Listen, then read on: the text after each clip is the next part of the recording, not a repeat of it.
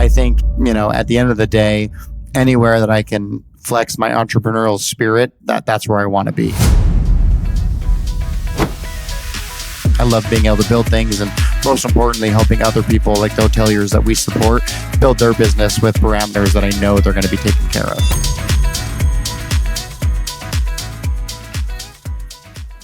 This episode is brought to you by Reliance Hospitality Global, where hospitality meets strategy. Whether you're developing your next hotel, need help navigating operations, or you're looking to increase profitability through our expert consulting and business process outsourcing services, Reliance has you covered. From boutique independents to full-service brands, we help owners, investors, and partners unlock value at every stage.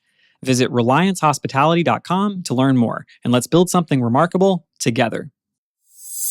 Welcome back, everyone, to this week's episode of the Check-In with Bryan. I'm Bryan Fish, your host, and I am here with a special friend of mine that I only see every once in a while, usually when we are playing yard games like college students at Bytech. We're here with Cody Adent, is the president and chief financial officer of Vibrant Management, a forward-thinking hospitality management company specializing in boutique hotels and unique properties. He's also the host of the Virtual GM podcast, where he shares cutting-edge strategies, industry insights, and conversations with leaders shaping the future of travel. A champion of innovation, Cody leads Vibrant Management with a focus on technology-driven solutions that empower properties to operate efficiently and profitably, often entirely remotely, which we're going to get into that because it's a very interesting concept that he has, through the proven Virtual GM process. Cody and his team help hotel owners streamline operations, boost guest satisfaction, and future-proof their investments in an ever-evolving industry and landscape. Whew. Anything else you'd like to add to that, sir?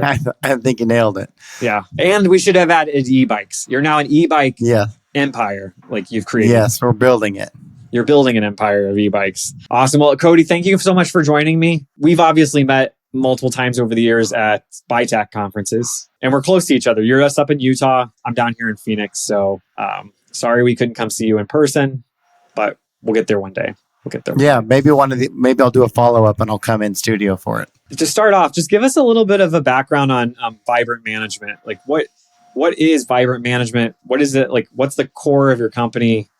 What are you all striving to do over there at Vibrant? What's funny is we were born out of necessity. So my best friend, his family started a hotel in 1989, and we decided to convert it to a Curio. And they asked us, who's your management company? And we're like, oh, us. I'm like, no. You have to have an approved management company. We didn't even know what that was. And so we were very lucky to get Vibrant approved. And then we just kind of organically grew from there. It truly was built just to service that property. But we learned so much going through the Hilton process and the branding and all of the pieces that allow it to succeed in the fashion that it does, and realized man, we got to find a way to bring this down to the smaller properties. Because at a price point they can't afford, and they may not be right for a flag, but they still need all of these, benchmark performance items. And so we kind of just grew through referrals only. And then we got into what's called EOS, which is the Entrepreneurial Operating System. So it's a way to run a business as an entrepreneur. And that's where we really define where do we want to be in 3 years and 5 years and 10 years, and what are the seats? And that's when we got VP of Sales. And that was the first time we ever tried to grow on purposely, not through referral. And we ended up finding ourselves in this really beautiful niche where a lot of management companies don't want to be, because, you make a percentage of revenue. So the more rooms there are, the more money you're going to make. But we focus on properties that are very tiny and unique, 40 rooms or less, and in a very transient area that tell a really fun story. And we've kind of stumbled into this process called Virtual GM, where, typically your two biggest expenses as a property are your debt service and your payroll. And we figured out how to help mitigate one of those and created this really amazing system that still creates an amazing guest experience while also bringing in a unique workforce. They're all stay-at-home moms that would otherwise not be able to participate in the workforce because they've got little babies. But we've created this system where they can participate. They're winning. The hotels are winning. Vibrant's winning it. And so are the guests, because the dwellings, which is the first property we started with back in 2020, they've been open for 5 years and they have over 300 5-star TripAdvisor reviews, and they have no amenities, no on-site staff, nothing. That's incredible. So yeah, it really is. So a few things there, the fact that you're able to give people access to jobs that they would rather Yeah. would in a typical fashion would never be able to do remotely. But how does, from the guest experience side though, what is that like? Because do the guests expect what they're walking into, or is it ending up? Does that take a little bit of education? I think that you'll see an education piece when we convert somebody, but if it's like a property that's new from the beginning, and also Airbnbs have helped like people feel more comfortable without someone being there. So that did make it easier. But so when like you call, if you're calling the dwellings to make a reservation, one of our virtual GMs would answer the phone, and sometimes they'll ask like, "Oh, you're great. Am I going to meet you?" And they're like, "Oh no, we're not on site." And then we use technology. So Akia is our preferred communication method with our guests. And so they're getting a pre-arrival text message and an email as well. But typically people prefer text message that lets them know that, there's no one on site. Here's your door code to get in. Here's all the important things. And then Akia's got AI built into it. So they ask a black and white question like, what's the Wi-Fi or anything like that. It's going to automatically give them an answer. The question. But if it's like, hey, we just got here, we've got 4 hours, like what would you recommend? Then the virtual GMs will respond that to that themselves. The only time that it's really been difficult is like there was a property in Illinois. This is a 45-room property, and it ran like a typical, way old school, like pen and paper ledgers for bookings, physical keys, and it had an older audience. And so when we first turned on virtual GM for them, the guests were just like, didn't know what to do. And some of them didn't even have cell phones. Like I'm talking like old school hospitality. And so it took a little bit for those guests to get acclimated. But after we got those return guests familiar with the process, now it's no problem. But it definitely, that one did have its hiccups because the guests just didn't know what to expect. Yeah, because that's what I can imagine is just the guest booking and being like, what the hell's going on? There's nobody here. Like, who do I call? How do you deal with like maintenance requests? So typically you're going to want like someone that's on call maintenance. So that way, if it's like, hey, our toilet's not flushing or our TV's not working, there's someone that can help with that. And then of course you have your housekeepers that are usually there until like 3-ish. So you've got them if there's an issue prior to that time.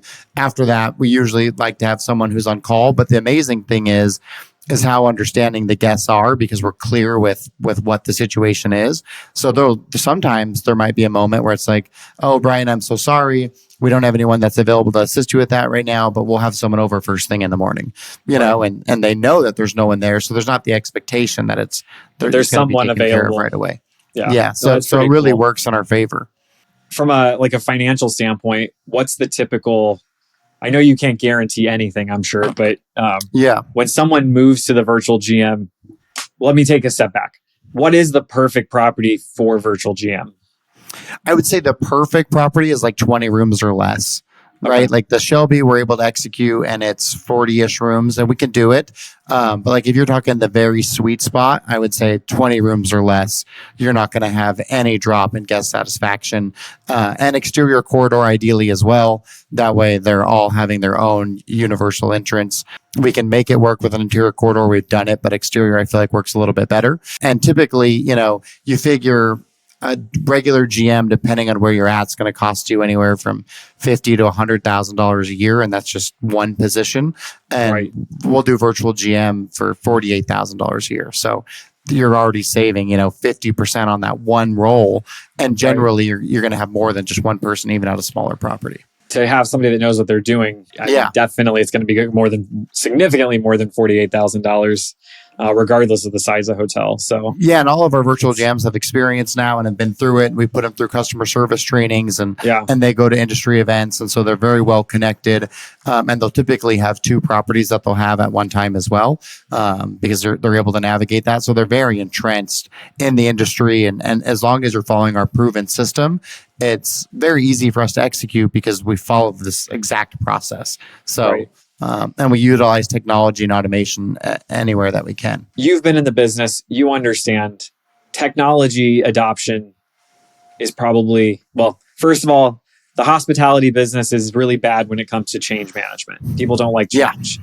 And there's a lot of legacy players in the landscape that don't want to lose their market share. And that goes for operators and software providers too. I think they're large enough, we can say it without slandering their name, Oracle being the biggest, that is starting to see a lot of slippage in terms of their client base just because people are realizing that they can get other pieces of software that are cheaper and more effective. What gave you the drive to say, hey, we should use the technology to our benefit? There is some cost savings. Because especially like for me, I'm a big proponent of using technology to make our lives easier, but it's always been a fight with other people, other colleagues, Yeah.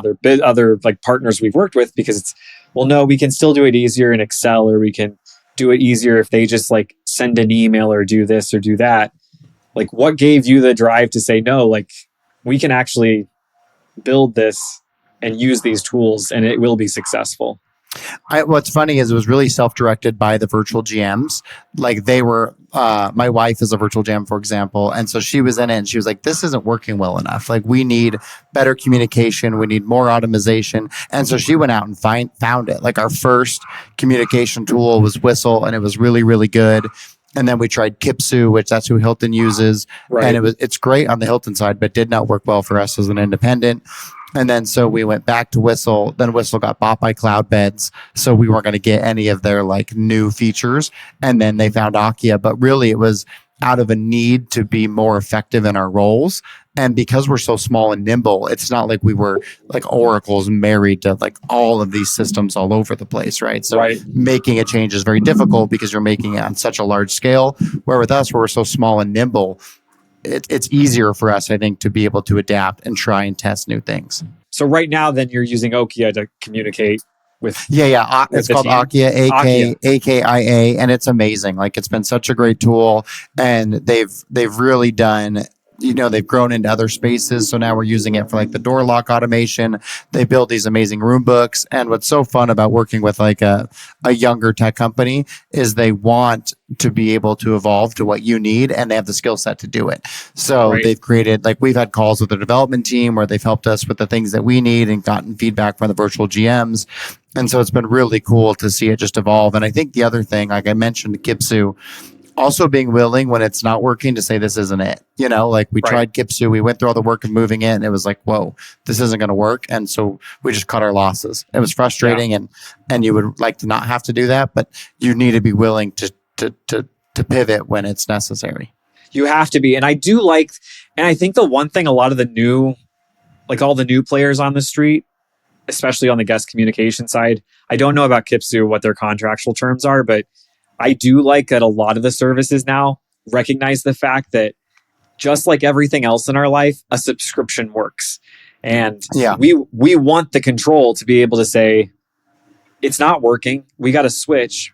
Whereas, back in the day, it's like if you have like an Opera or some of these legacy systems, you're locked into these, 5-10 year agreements that you can't get out of. So you're stuck with it, and you just have to ride it out until the end, because you're never going to be able to afford to get out of it. Yeah, and I just feel like for us personally, we don't have any contracts, because we tell our clients like in the phase when they're like doing discovery, it's like, look, we could put you under a contract, but if you really hate us, you're going to figure a way out of it, or we're going to fight about it. And it's like, we'll do our jobs. And if we don't, give us 30-day notice and we'll transition out, because I don't need you being upset with us or vice versa. And at the end of the day, it's on us to deliver every month. And if we don't, then why should you be forced to stay with us?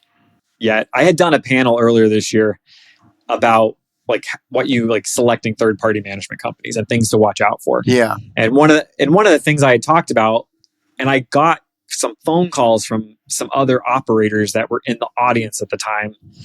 They had called me afterwards because I made 2 points during the panel, which did not, well, let's say the attendees, the audience that it was meant for, it went over very well. And we actually I got some business from it. But the guys that were in there from other hotel management companies or operators were not so thrilled with me. I said, it's like a marriage. The intent is you're going to go into it and you're hoping it's going to work out. But at some point, if it's not going to work, we need to have some sort of exit strategy on how we're going to leave. Now, I'm not saying that in your marriage you should start with an exit strategy, but so maybe I should find a different analogy. But I had said to everybody, I said, look, from our perspective, in our line of business, I don't want to lock a person into a 5-year contract, a 3-year contract, a 2-year contract, more so because maybe not so much marriage, maybe let's call it dating. If we go into the agreement and we start managing it, or we're providing some sort of service and we're working together for 6 months, and you don't like us because you don't feel like we're either performing or we're just not doing it the way that you want us to do it. It's a two-way street in many cases, because there's also, and I'm sure you've had these clients as well, where it's like, Yeah. you don't want the client either. And it's like the idea that you might be stuck with them for multiple years. You don't want to have that. So I had said on stage during the panel, I said, for us, it's important that we're continuing to earn the business from the customer every month. I'd rather have something to work towards to keep it. We do require, like, a lot of our services require like a 90-day, commitment up front, just because of the setup that's involved. But, at the end of the day, to your point, like my attorney always tells me, contracts are written to be broken. Yeah. They are written to be broken. And the reality is, most of us, especially those of us like you, like me, we don't have these massive, pockets and teams of attorneys that we can deploy to fight you to try to keep your asset. Like, our money's well spent just moving on and finding other clients.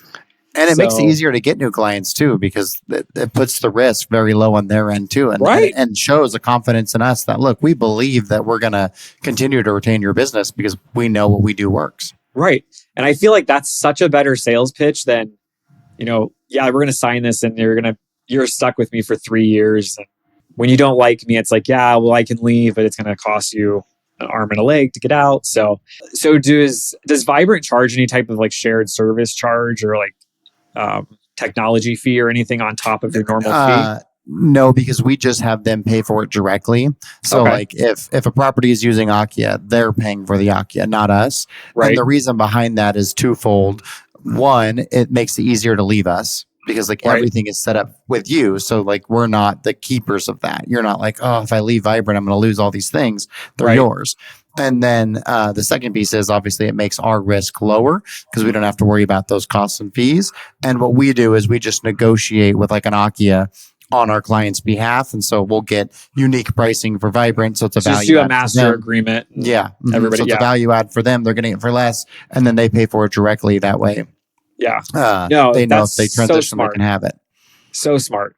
Yeah. Because it's, and that's where I realized, like, when we look at our colleagues at the larger companies, where they get themselves into a lot of trouble and why it costs them so much to maintain their infrastructure, is because they take on so much risk, but they do make it impossible to leave. Because to your point, if I'm a hotel owner, no matter the size of my hotel, I'm sitting there thinking, what am I going to do? Because all this is going to go away.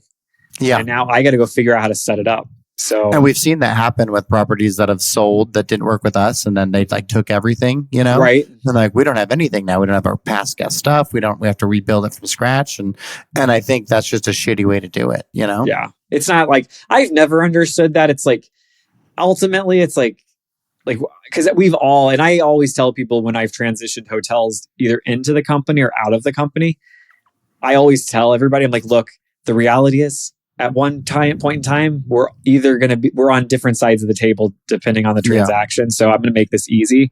And there's been a few times where literally, like, we've done multiple hotels where it's like we have been on opposite ends of the spectrum, and it's like the other person's like, oh, thank God I'm working with you. I know you're going to be helpful, because the intent is not to, I think people forget, like, it's the hospitality industry. We're supposed to be hospitable. We're not supposed to be assholes. And, we're not lawyers. Yeah. And it is a business at the end of the day. But again, like, there's ways to protect yourself. I think some of that is like they're protecting themselves from like them leaving, of course. But it's like at the end of the day, the property is going to find a solution. Even you might make it terrible for them, but it's not like they're just going to disappear. So why not just make it so that way when you don't work with them, that property could still speak highly of you and say, you know what, they were great. We went different direction, but they were so helpful in the transition. Like, what's the point? Yeah. With the virtual GM process, I mean, how many properties are you up to now with virtual GM installed? With virtual GM, we have 12 properties that run on the actual virtual GM process. Okay. And what do you like? Because we'll work with properties that don't, like we have properties we work with that virtual gym's not a good fit, or they need on-site staff. And so you could work with us in a multitude of capacities. But we find if you do virtual gym with us, then your longevity will be much higher, because then we're filling so many assets of your experience. If you're at 12 properties now, do you have an objective within the next couple of years, like what you would like to see virtual GM grow to? And I guess I should ask, is that your core product? At the end of the day, is that your core product? I think it's what makes us the most unique, but it's more challenging to deliver because then you've got human capital, which is much harder to manage than software, right? But it provides such a huge value return for the clients. And I think that we're really fortunate that we're in a place where we're small. And so we only grow if we want to, so I don't have I want to have 48 virtual GM properties in the next year, because I've got a really great quality of life, and that's super important to me. And I'm an entrepreneur by heart. And so I've got a lot of things that I do. And so I would only take that growth if it fit really well and organically, and that the party felt like they were a good fit, And the business is going to come to you too, naturally, the more you're successful, and we're one of the only people who work in that space, so it's, our challenge, and that there's not a huge amount of revenue because the room count is small, is our advantage, because there's not a lot of people who are willing to support those properties. Given your past career, and your role also after president is chief financial officer of Vibrant. So flipping over to the back end of things, is technology something that's integrated very, very much in the financial end of your operations as well? I think my OCD doesn't allow me to use technology as effectively as I probably could. Okay. Because I like to control it, So for the properties, we have properties that we do all their finances for as well. And so I like to use QuickBooks Online because it's cloud-based and allows the owners to be able to check into it as well. And then I build out, I think the real big value to the ownership groups is I build out their budgets for them every single month. And it takes about 90 days, and I'll have that really dialed with here's what all of our output's going to be. Here's what our input should be, so we can plan accordingly. And I make them put away a percentage of the revenue for a sinking fund, because, in a flagged property, they're going to make you change your furniture every 5 to 7 years. And independents a lot of times don't think about that. And then they're taking out that profit as distributions. And now it's time to replace all their furniture. And they're like, I don't have the money, Right. And that's when you get into trouble. So I make them put away 10% of their revenue into a sinking fund. I transfer their sales tax into a sales tax account. So that way, if they're paying quarterly and they get hit with this $30,000 bill, it's not like, our cash is gone. It allows them to see on any given day exactly where their cash flow is at. But that is done manually. And I know there's ways to automate it. There's systems out there that will do it, but I like to have the control on that piece. Yeah. No, I agree. I think there are systems to do it. I honestly personally haven't actually seen any yet that seem to work efficiently, because you still end up having to have a person to key something. And it's I might as well have a person go ahead and key the transfer. So we use we're very proud to say that we're Capital One business banking customers. So we use treasury management through there. It's you can automate some of it, but the reality is somebody still's got to enter it in, and somebody still needs to approve the transfers. Sure. So it's, it makes sense just not to automate it in that perspective. Are you automating anything in terms of pulling data from the property systems though? No. So what we do is at the end of the month, depending on how they do their accounting, but then I'll just pull an end of month report into a journal entry at the end of the month to balance everything out. Yeah, that makes sense. And I guess with the size of hotels you're not doing, you don't have 5 and room 6 service and all these different. Yeah, exactly. Yeah, because that's where it gets kind of sticky. Even with our archaic is probably not the right word, but with our manual process of doing it, because it's systemized and it's all the same, I can run through all the property's finances and we do it every day in maybe an hour, and everything is updated to the day. So that if the owner ever wants to know, where's my cash flow, how much do we spend on our utilities, at any moment, they can just log into their Google Sheets and see it. So when you came up in the business, did you come up on the finance side, or were you an ops guy? Yeah. So I, that property, the Cliff Rose that I talked about, that my friend's family had started, funny story. We were sharing an office and I was a financial advisor, And he heard me having a conversation with my wife about our personal budget, and she went over budget by $5. And I was like telling her why we can't do that. You And put together a personal budget. Maybe I do need to come to Utah. I could probably learn something from you. Oh yeah, my wife and I fill it out every day. And so he overheard that conversation, and he was like, "Man, we've had our hotel for 30 years. We've never had anyone like treat our hotel like a business in that capacity." So he asked me to come on and be their CFO, and so that was my first introduction to hospitality. Really, was being the CFO of that property, taking him through the Curio transition with Hilton, and then I've always just loved finances and money, and in all my entrepreneurial efforts, I've always taken that responsibility as just a natural fit. Obviously, this is not a personal finance podcast, but we tell owners all the time, you have to have a budget. And I'm like mortified when we meet people that they've never put a budget together for their hotel in their life and don't understand. They manage out of their cash balance in the bank. Oh yeah, no, all the time. I'm like, what are you going to do like when there's a rainy day? And they're like, well, we won't have a rain. And those are always the people who are like, we won't have a rainy day because it's, I'm going to make my staff make sure they're selling. It's like, no. But to your point, just to circle back to something you did say that is actually very relevant and very important. And I feel like I'm very passionate about this.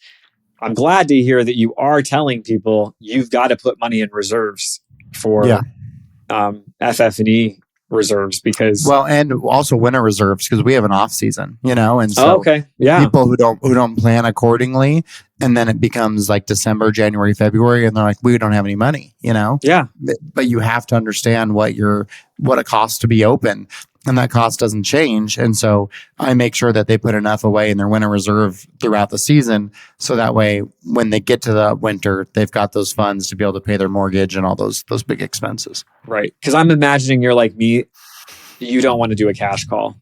Like a cash call is not like, you don't want to do that. And I tell people, like, when people are like, oh, we need to take the reserves out of the budget, or we need to do this, it's like, for what purpose? Like, you're not going to have the money when I need the money.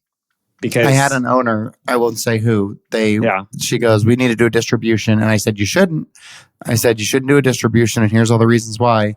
She goes, well, we're going to do one. I said, okay, it's not my money, right? So it's like, okay, I'll do it. And then the winter comes around, they don't have enough money, they can't pay their bills, they need to do a cash call. And she's like, you should have prepared for this. And I was like, I tried, Tried, like, I told you.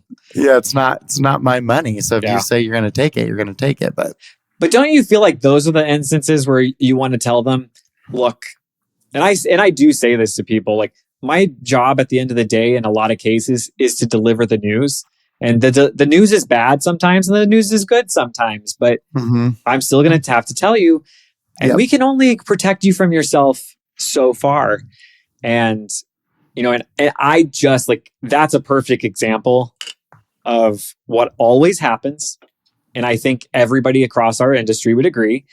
Every time somebody wants to do a disbursement and you tell them it's a bad idea, and they tell you, well, no, like, and I love the usual, like, well, we'll make sure that we put it back before, like, it's like winter, or before never it's needed. Back. Maybe some finance folks out there will comment on this. My thing is, when they'll be like, well, can you just code it to a shareholder loan? Because we're going to return it. It ain't going to shareholder loan, sir. You're not going to give me that money back. It's a disbursement. We're going to issue the paperwork for the IRS, because unless you get that money back to me by the 31st, I know you're never going to return that money. And then they look at you like, well, how could you think that? And I'm like, I've read this book. I've seen this movie, and I like you, but I don't trust you. Well, and the problem is, in that instance, she wanted her investors to get the distribution because they had been. And I was like, look, a distribution is great and they're going to love you for it. But you know what they're going to not love? Having to put money back in. Right. Like if you just said, because of our reserves and the seasonality, we're going to hold off on distribution until we're at a healthier place, they'll live with that. But when you go to them and say, hey, I need X amount of dollars, they're not going to love that. Especially, and even preface it with, look, here's the deal. We can't do it because if we do this, we will be short. We are, because like we all know when they're going to run short. We know we're going to be short, and we don't want to have to ask you for this money. Because, what I learned very early on, especially when it came to like forecasting and stuff, and I think it's true across every vertical. I don't think it's unique to hotels, but you forecast these things, you do these disbursements for people. If they're getting it or they expect to get it, they are in their minds. A lot of these guys, because they are, they're investors, they're entrepreneurs. They are already thinking what they're going to do with that money when they get a hold of it. Yeah, that's which gone. Which is why it's never coming back. But that's why they, I think, they end up, that cash call conversation is so much more complicated because they're not necessarily pissed at you when you make the call. In their minds, they're like, well, they are pissed because it's like, well, why did you give me the money if you knew that you're going to need it back? But number two, now they're trying to think, which I would be the same way. It's like, well, fuck, where am I going to find the money? Yeah, because they already put that in something else. I finally told another property of mine, because they would just like randomly ask for it, Yeah. And I was like, here's the deal. We're going to determine exactly what has to be in your winter reserve, exactly which has to be in your reserves, exactly what has to be in your sinking fund, and what your checking account balance needs to be. I said, because then that's just black and white. If whatever's over, as long as those buckets are all full, whatever the number is in your checking account, let's say it's 50,000. Well, then if at the end of the month it's 60, I'll do a distribution for 10 grand. But that's it. That's the only time it happens. And if it's less than that, it's got to get back over. And then that way, I'm protecting them, because I know if all those other buckets are full, all the ancillary buckets, we're going to be fine. And that really is excess. And then it makes it better for them, because then they can plan on it and they know whatever the amount is over this number, we're going to get that on a monthly basis. Exactly. I think that's a much better way to do it, just because people just forget they are making plans for this money. And if they think they're getting it or they did get it, but it always cracked me up when people are like, "Oh, I'm going to give it back. I'm going to give this back." You're just, and if you're going to give it back, why even take it? Exactly. That is all. So, okay, I was not going to bring that up, but that is like usually the case. Usually for me, that's always my thought process. It's like, okay, so if I'm going to loan this to you and you're going to return it to me, that makes me feel like you obviously have access to these funds in some other way. So why am I the mechanism for this? Now, mind you, like I've had it happen where somebody's like, hey, like I sold something, and like they just wanted to make sure that they didn't give out their like personal information. So they like had money wired into an account of their business.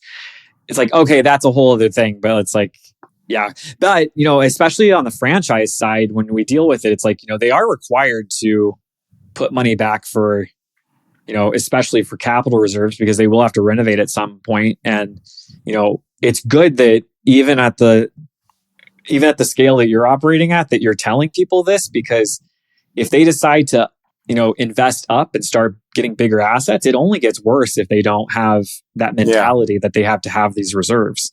Yep. So, and those are the guys that end up losing their hotels because they don't have the funds. It's that size of hotel that doesn't think like that. That's where we took what we learned from Hilton. And then they get to where all their stuff's depleted and it's like $100,000 for a FF&E package and they don't have it. And the brand is saying, well, you were supposed to hold back money. Why didn't you? Yeah. And, and then the bank is like, well, we're not going to give you any more money. And it's, it's this whole, like, it's a whole domino effect that ends up, affecting everyone. So what's next for you, Cody? What does Cody wake up in the morning and think, I haven't done this yet, but I'm going to, or I want to? That's a great question. I feel like I've really been toying with that a lot individually just over the last little bit, because I'm at a place where I've got a couple different pathways to go. We talked about that e-bike business, which is really exciting and we're growing. And then right there, you can see my book, Winning the Moment. So I'm a best-selling author with that book, and we've got a silver play button for a YouTube channel, and I go around and do executive coachings. It's like a 3-hour workshop, and I really, really love that. I love to be able to get on stages and speak. And so I really got to decide, what I want to lean into. But I think, at the end of the day, anywhere that I can flex my entrepreneurial spirit, that's where I want to be. I love being able to build things, and most importantly, helping other people like the hoteliers that we support build their business with parameters that I know they're going to be taken care of. There's really no ceiling to what you can do, right? Like you can just for sure keep doing. And I think that's the beauty on the entrepreneurial side. It's like you can kind of pick and choose what you want to do and the things you like to do. And once you've built something that's working, the ability to hand it off and just let it run itself while you go and do. That's what's been fun. Is we've got a great team, so it's allowed me the freedom to like invest in the e-bike business and go do my speaking events because our team's able to execute everything whether I'm there or not. Yeah. No, this was fantastic conversation. I'm really happy that you were able to join us. Yeah, me too. I always love hanging out with you when we've met up at, it's really BiTech. So we owe Jay and Rich. And that's where I make some of my best connections. I feel like everyone I meet there are just so awesome. And I really build friendships with all of them. That honestly, I tell people, and I think they think that I'm like getting paid to say it or like I'm being disingenuous, but it's like everybody that I've done business with the last 6 or 7 years or more have really come from BiTech. And a lot of my good like, long-term like connections with people have come from BiTech. And just because we get to spend so much time together. Yeah. And they do a great way to actually create real conversation and like friendships, you know? Yeah. And like, even like in the family games thing, I remember my first time I was like, well, this is kind of hokey. But then I realized after that first one, when I wasn't excited about it, by the end of it, I was like, no, this is awesome. Because I think you may have been on my team once or twice. I am not very good at, I'm not a very athletic person, number one. So, and in like yard games and stuff are just not my thing, especially like pitching and all that. It's just fun because the reality is not many people are actually good. There's those group of people that are actually very good and they get very competitive too, which is insane. It's always pretty funny. Yeah, I brought a client out to this last one. I got to do a panel and have some of the Vibrant members on it. And Jordan, who has got 2 properties up in Eugene, Oregon, came over to me. He's like, dude, this is awesome. People are hugging and high-fiving. He was like, it's a vibe. I was like, I know, it's awesome. I mean, I like it. It's much better than, I'd rather go do that than spend, a week at a conference with 5,000 people that I can get like 100% 2 minutes with, and I actually net nothing out of. So I couldn't agree more. And I always tell people, like, you'll meet people. I told some people at this last one that it was their first time. They're like, well, but some of the stuff I don't need. I said, but that's the beauty. I said, there's been people I have met even as far back as my first one that a need has arisen with the client or even with our own company. And I'm like, I know a person. I keep in contact with them, and I've never we've never done anything, but I'm like, call this person. And then you follow them from like one company to the other too. I was just going to say, or like Marcy who's with Hover, she was with Open Key, but that relationship was built and then we're able to work together on the Hover side because that really works for us. And so all of those different applications. Yeah, it's awesome. So Cody, if anyone wants to find you online, where do we go? The best place to go would be thevibrantteam.com. And that would be everything Vibrant. And if you're looking for me, you can just search Cody Adent, CODYADENT, and it'll pull up all the different avenues. Perfect. And probably millions and millions of pages on Google for you. Millions. And I'm going to have to go check out your book now. I didn't even realize that you were a best-selling author. Did I read that? It just depends. It just depends on the conversation if it makes its way into it or not. But go pick up a copy. And next time I see you, I'll bring you a signed one. Yeah, we'll be sure to put the link for it online as well. Oh, that'd be great. Yeah, thank you everybody for joining us again for this edition of the Check-In with Bryan. Don't forget, we'll be back on Friday with our Friday checkout, and we hope everyone has an amazing week. This episode of Check-In with Bryan is a production of RH Media Productions, hosted by Bryan Fish, executive producer Tyler Alexander, marketing support provided by Sunny Timbler. Thanks for checking in. Be sure to follow us wherever you get your podcasts so you don't miss this week's Friday checkout coming this Friday at 9 a.m. Eastern. The views and opinions expressed in this podcast are those of the hosts and guests and do not necessarily reflect the official policy or position of Reliance Hospitality Global Incorporated or any of its affiliates, partners, or subsidiaries. All content is for informational and entertainment purposes only and should not be interpreted as professional or legal advice.